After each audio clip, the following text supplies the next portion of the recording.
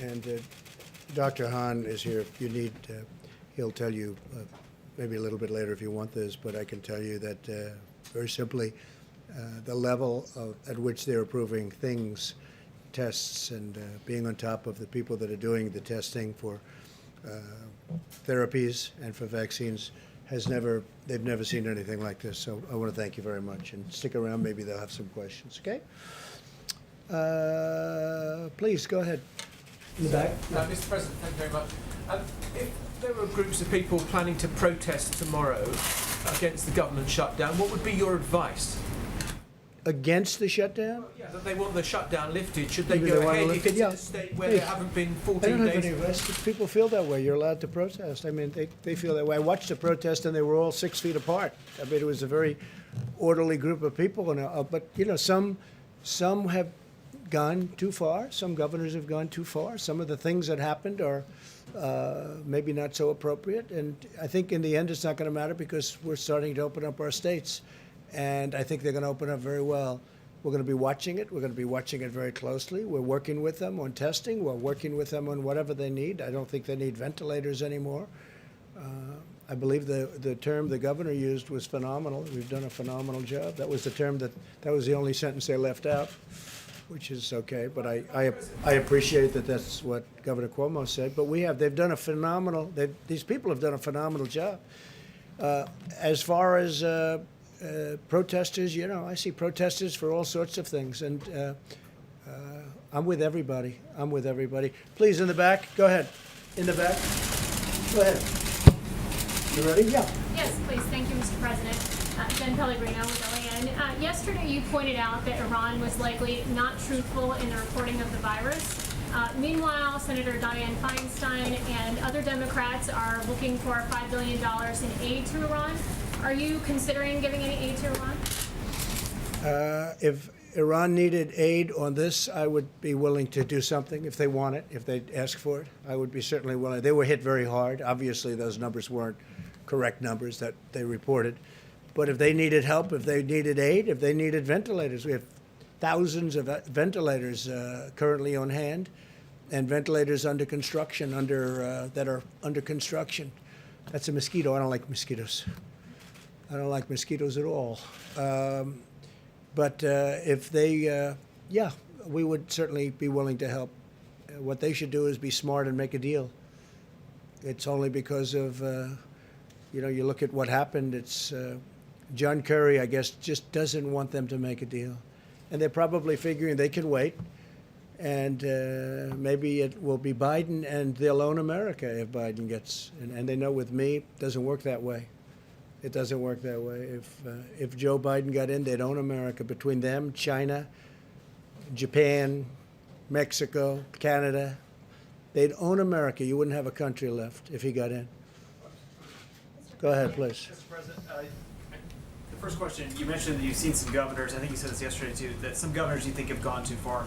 Which governors are you referring to, sir? Which states? I don't want to mention names specifically, but obviously one we can mention that's this, but really much beyond this, is Virginia with what they've done on guns. He is playing with your Second Amendment. We can't allow that to happen, and that is indirectly related to this, because you know what's happened with guns. People are buying guns at a level that you haven't seen before because of this surge of plague. So what he did was totally inappropriate. Other than that, I'm not going to mention governors, but I have a list: 1, 2, 3, 4, 5, 6, 7. On money, sir, you mentioned off the top that you hope that a deal may come tomorrow on the small business loan program. Well, I hope so. But, you know, this morning Mnuchin seemed like this was ready to go. It seemed like any second now. Is there any changes there? Look, you know, every time you say it's ready to go, then they say, oh, we have a good negotiating position now because he just said it's ready to go. So now let's see what happens. But we want to take care of our workers. We want to take care of our small businesses. They're really the engine of this country. We have to when we open, we want to have those small businesses ready to go. We don't want those businesses abandoned because they couldn't afford their employees. They couldn't take care. And I want to take care of those employees. Well, what's the holdup now, sir? Just in terms I of can't tell you that. I can just tell you that we're negotiating with the Democrats, and you know they negotiate for things that we can't do, that we don't think are in the best interests of the people of this country. We are very close to a deal. I can't tell you whether or not we're going to get the deal or not. Who would say that? You want me to say we're going to have a deal before we have a deal? We have a good chance of getting a deal. A lot of good discussions were had today. We have a good chance of getting the deal. We want the deal. We want to take care of our workers. We want to take care of our small companies. Go ahead, please. Thank you, Mr. President. I have a question for you and also for Dr. Hahn, if I may, after I get to your question. Sure. In your remarks that you made just a few moments ago, in regards to reopening the U.S. economy, you said, I want it to be safe. And that's a sentiment obviously shared do. by No, I want it to be tens of safe. millions of Americans. I want it to be safe. And it seems at odds, Mr. President, with the tweet that you had on Friday about liberating those three particular states, Virginia, Minnesota, and Michigan, because none of those states, Mr. President, have met the requirements that the Vice President and others on the task force have talked about in terms of reopening the economy. Do you see those two Well, if you take ideas at odds? Michigan, there were things in the Michigan that I don't think they were necessary or appropriate. Everyone knows that. I think the governor of Michigan, we're getting along very well, but I think the governor of Michigan probably knows that. I think she probably wished she didn't put some of them in. You can't buy paint, you can't buy seeds. Where did this stuff come from? No, we're going to be safe. We have to be safe. And we don't want to close anything. We're not going to be closing, but we're going to be doing it beautifully, systematically. We're working very well with the governors. I would say pretty much almost all of them. A couple of them, no matter what you do, you'll never satisfy them. You could find the cure tomorrow, and they wouldn't be satisfied. They'd find a reason to complain. Wise guys. But for the most part, we're working very well with the governors. We have a great relationship with the governors. I can tell you, I've been on numerous calls with governors, and during those calls, without exception, they were friendly. And that's going back even a month from today. So I think that we're going to do a terrific job. I think the governors are going to do a terrific job, and we're starting to open our country. And, as you know, I just spoke with Greg Abbott today from Texas. He's fantastic. He's a fantastic governor. And he's going to be opening up parts of Texas. And you're going to be opening up parts of other countries. You know what other states. And you know what that is. And by the way, other countries are at a point where they're starting. I see where Germany's starting to open up little sections. So there are a lot of great things happening. And we're going to start to open our country. And we're going to do it. It's like, as I say, it's like a beautiful puzzle. A state might even be a portion of a state. There are states, very big states, and you can have portions of states, Mike. You have a portion, you have a county, which is perfect, and you have another county that's sort of still pretty far away, even if it's within the same state, and it's not doing so well. But they may open up parts. So we're going to do it very, very carefully, and I think it's going to be very successful. But when you say safe, I want it to be very safe. Thank you very much. Hey, let him just do this one. Then go ahead, please. Thank you very much, Dr. Hahn. Doctor? There's a question that I don't know the answer to, and I was hoping that you could provide an answer to. There's an epidemiologist at the University of Alabama in Birmingham who's actually a COVID-19 survivor, and his name is Michael Say. And his question is this: why would the virus suddenly be different? And why would people's susceptibility be any different on May the 1st, or on June the 1st, or on July the 1st? And this all relates to reopening the economy. Can you explain or give an answer to that particular question?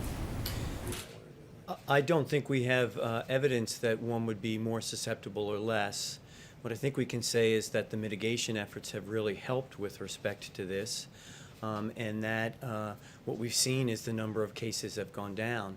And if we follow the gating criteria for the opening, we're then able to institute phase one and have the appropriate measures in place to actually reduce any chance of flare-up of the cases. Is there a chance of a sort of rebounding if you reopen too soon without the type of mitigation efforts that we've had still in place? Yes, there's a chance, and I think Dr. Fauci and Dr. Birx talked about this at the podium. And the key here is the surveillance that is being put in place with the CDC. I think that'll be a really great help in terms of trying to reduce that risk.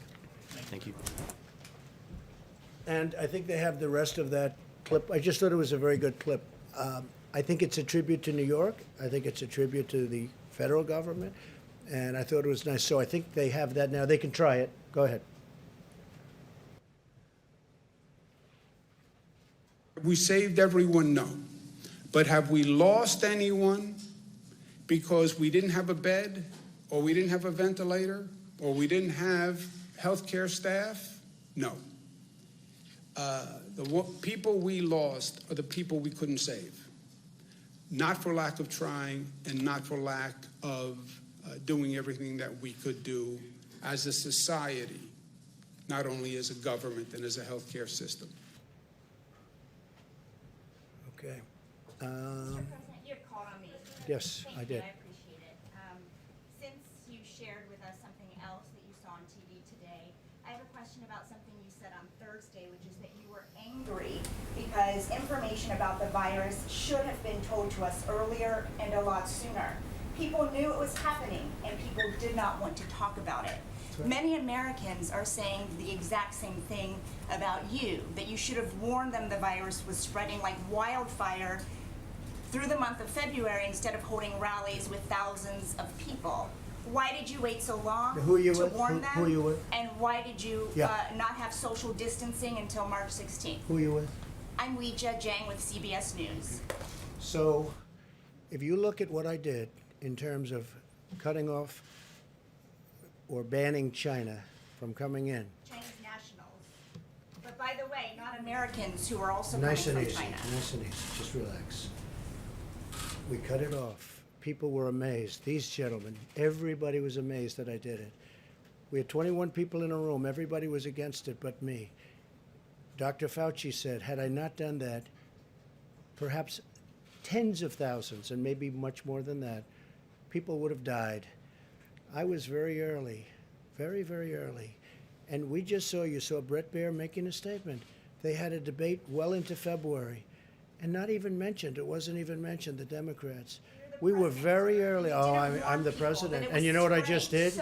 And you know what I just... And by the way, when you issued the ban, the virus was already here.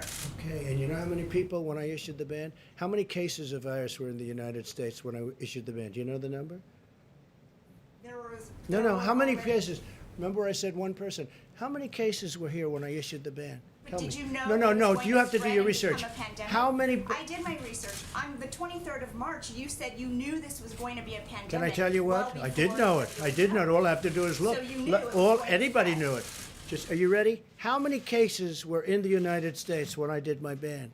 How many people had died in the United States? So do you acknowledge that you didn't think Keep it your was voice going down, to please. spread? Keep your voice down. Did you not How think it many? was going How to many? spread?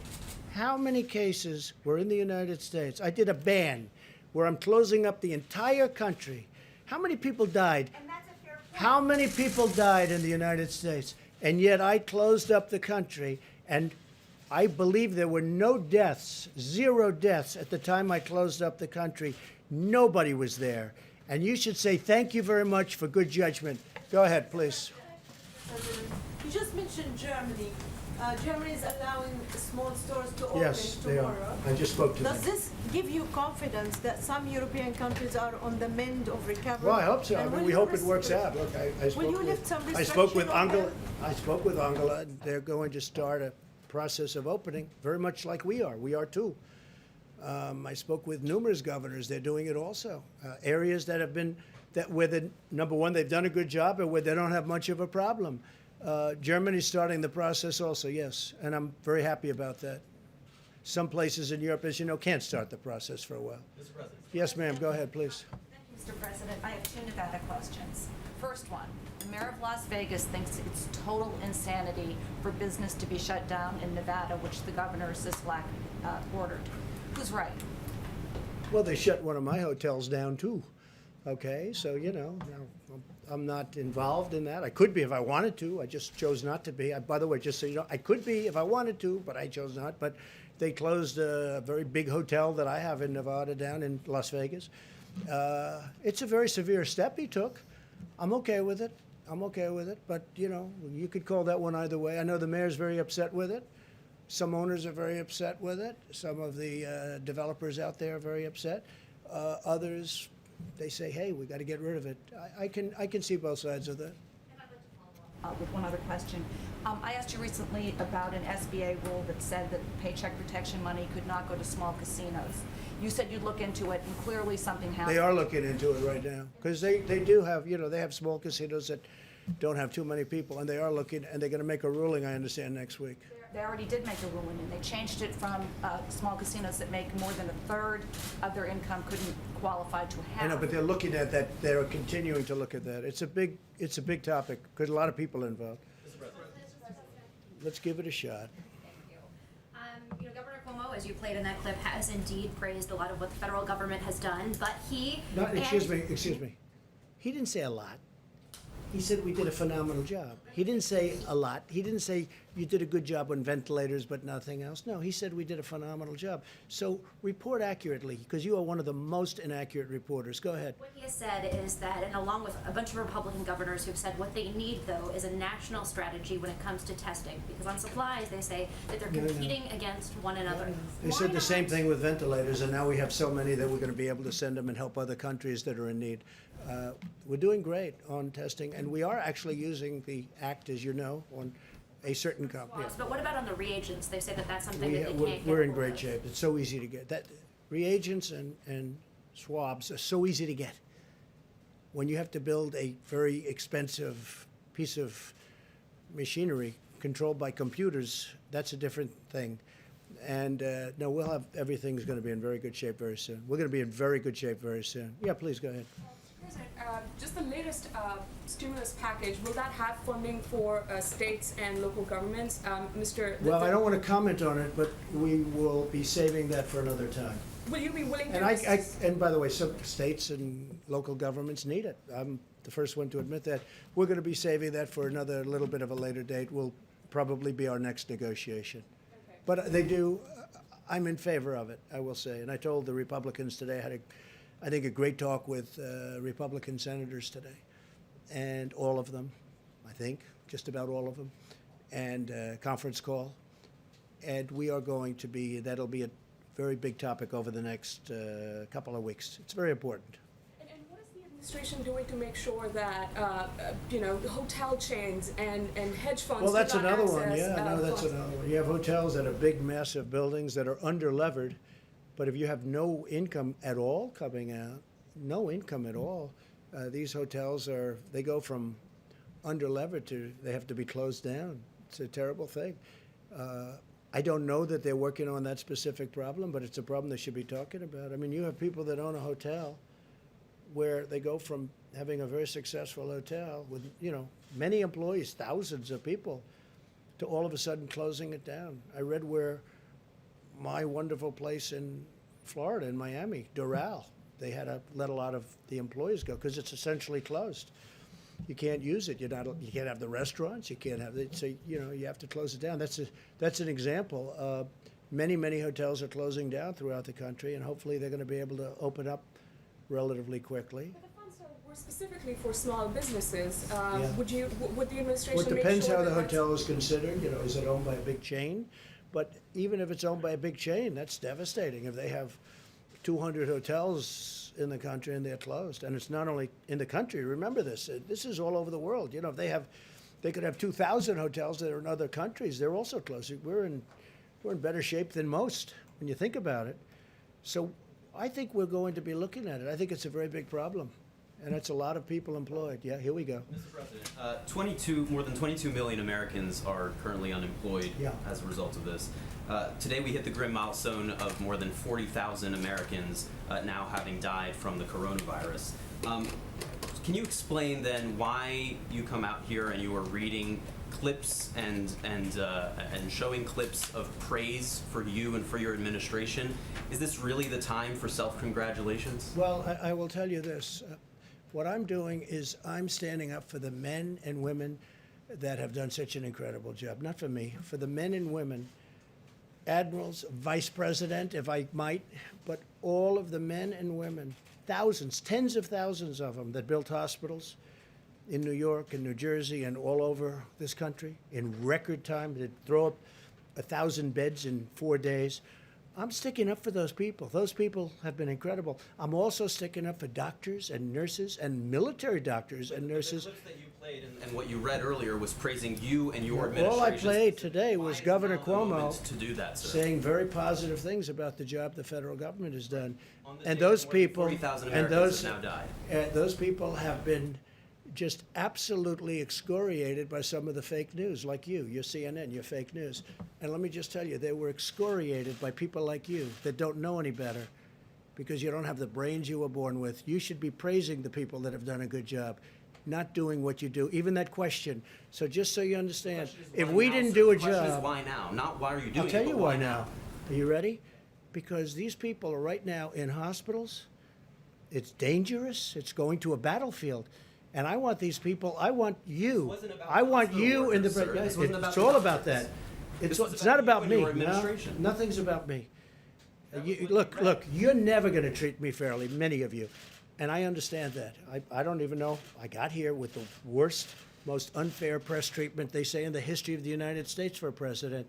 They did say Abraham Lincoln had very bad treatment, too. Let me just tell you. It has your name in it. It talks about Trump remaking the playbook. Well, that's a positive thing because that's an exercise in how to do it and what to do. And that's good for the future. People can learn from that. But I want the men and women of this country that are in danger, the admirals and the generals that have done a job like they've never done before. They're in war. We're in war. You know, I call it the invisible enemy. That's a war. And it's a dangerous war.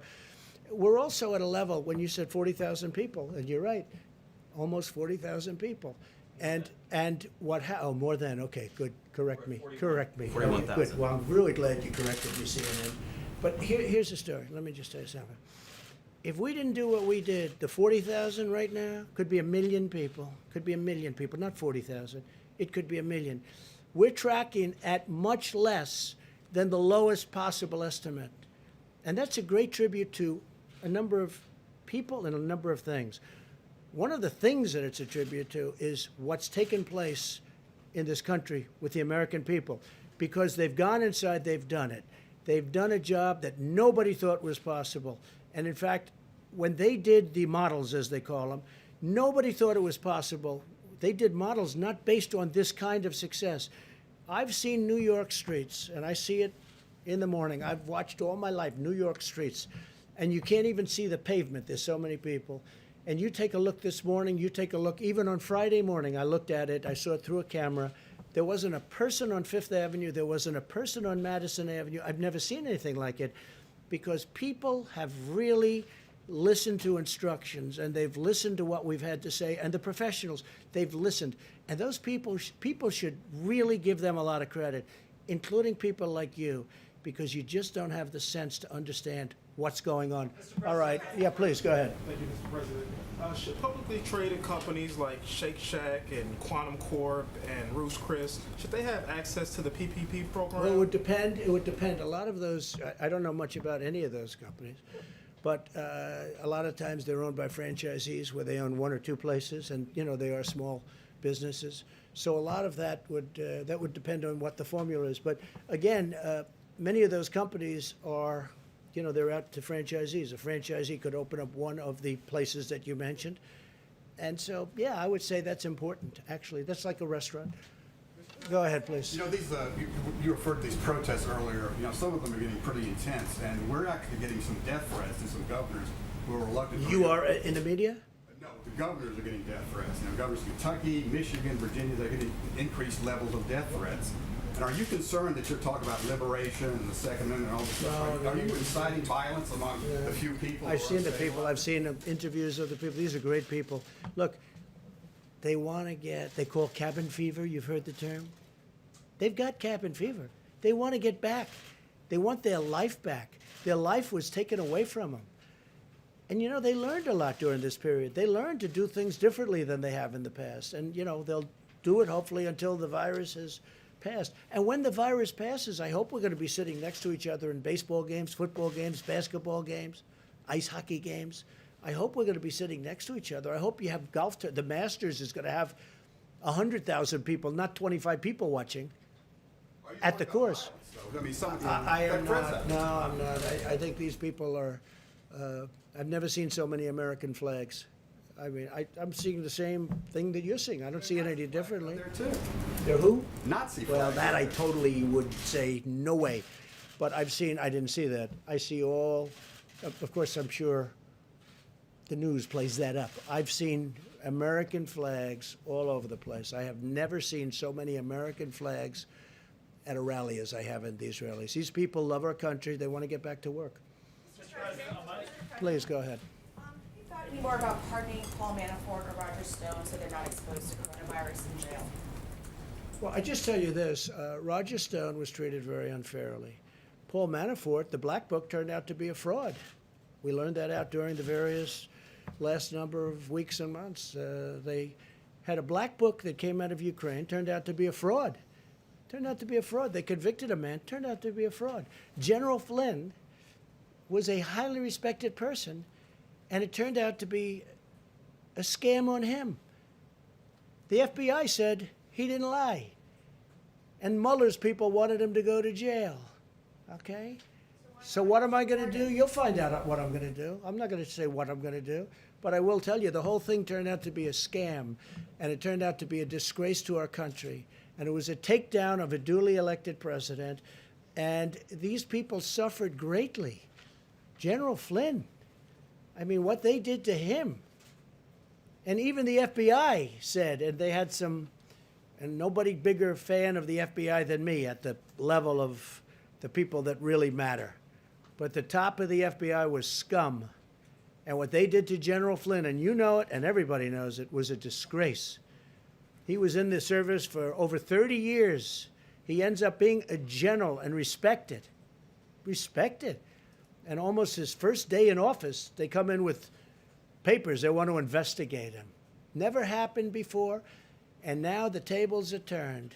Investigate the investigators, I guess. These were crooked people. These are bad people. These are very dangerous people. You know what they are, though? They're scum. They're human scum. All right, do you want to have one in the back, please? Thank you, Mr. President.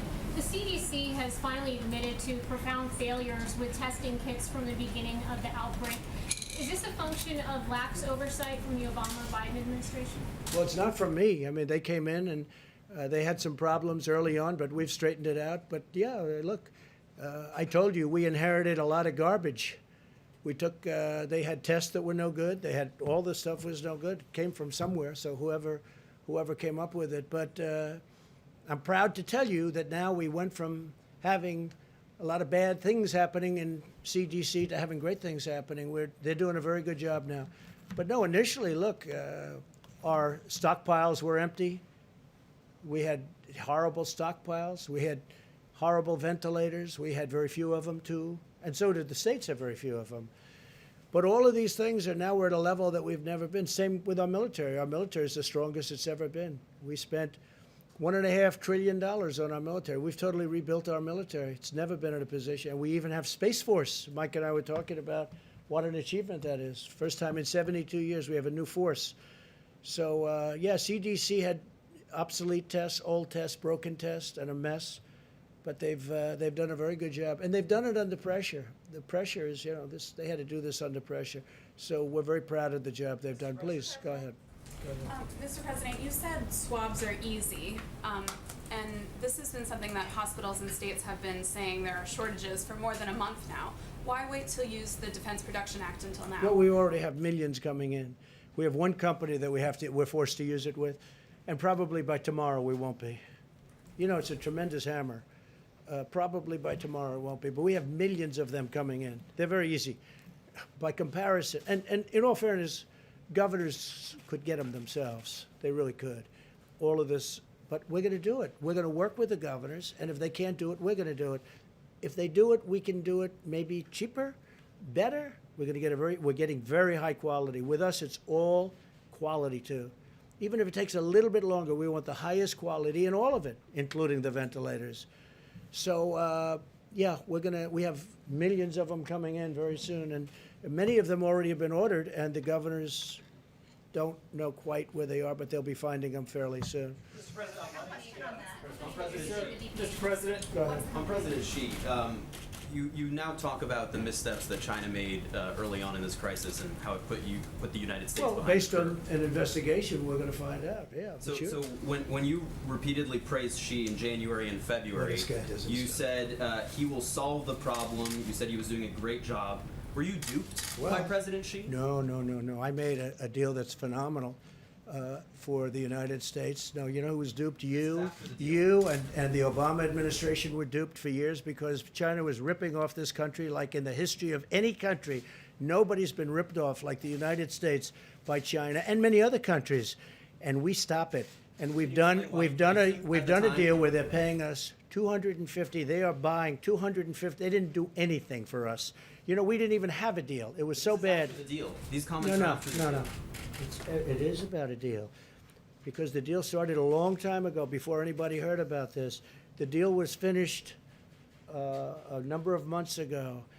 Very happy. I was very happy. I hope they were happy. Billions of dollars came in tariffs. Billions of dollars. They're going to be purchasing billions. And then all of a sudden, long after that, I find out about this. And I told you, I'm not. Listen, CNN. Listen, CNN. I told you I'm not happy about it. And this was after the deal. So we have this wonderful deal. And I was nobody's been tougher before the deal ever on China than Trump. Then I made a deal. I was very happy with the deal. It's a great deal, great for our farmers. The farmers have been paid a fortune already. Then what happened? No mistake, we made a great deal. Now I find out after the deal, I find out that I'm not happy. You people are so pathetic at CNN. Let me just tell you. Sure. I was very happy with the deal, very happy with everything. Then we find out about the plague, right? The plague. And since we found out about that, I'm not happy. But I closed it up long before Pelosi. Listen, long before Pelosi, you know, she was having parties in San Francisco. Let's all go to Chinatown. And that was a long time after I closed up the country. Go ahead, please. The first of the month is next week. That's why your ratings are so bad, because you're pathetic. Go ahead, let's go. Your ratings are terrible. You got to get back to real news. Go ahead. The first of the month is next week. So for people that are worried about whether or not they're going to see a stimulus check again next month, will there be another stimulus check? Well, we're looking at it. We're talking about it. It's the delivery's been very good, as you know. People are getting them, and they're happy. It's saving lives. Would it be We will let you know when it's appropriate, but we're not going to let our people suffer. And you've seen that. By the way, you've seen that better than anyone. And you people have actually covered it within, okay. But you've seen what's going on. And we got those checks out to people. It saved their lives. Nobody else could have done it. Nobody else could have done it. And I'm very happy if we get this new check out to the workers in these small, essentially to the workers in these small businesses, the PPP, we're going to be very happy, because as we open, those businesses are going to open along with us. Yeah, go ahead, please. Mr. President, as you start reopening the country, do you plan to coordinate with Mexico and Canada to ensure that the U.S. manufacturers I can see that. Sure. We're coordinating right now with both. I spoke with President of Mexico yesterday. I spoke with Prime Minister of Canada, Justin, and we're in very good coordination right now. In terms of just the supply chain, as companies here come online. We're doing the supply chain. It's not going to affect trade. That's part of trade, and it's not going to affect trade. And if it does, I will tell you, if a supply chain based in Mexico or Canada interrupts with our making a big product and an important product, or even a military product, we're not going to be happy. Let me tell you that. Go ahead, one or two more.